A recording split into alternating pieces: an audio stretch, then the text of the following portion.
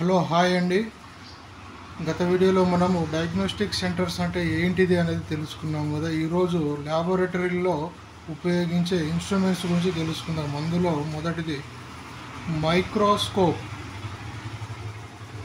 Cell counter, calorimeter, spectrophotometer,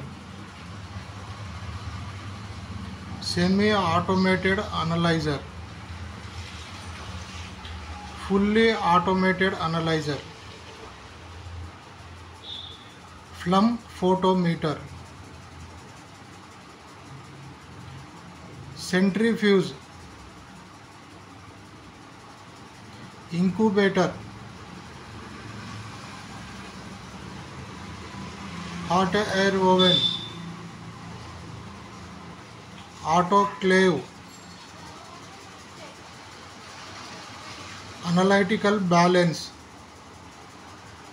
వీటి గురించి కంప్లీట్గా నెక్స్ట్ వీడియోలో తెలుసుకుందామండి, ఒక్కొక్క దాని గురించి.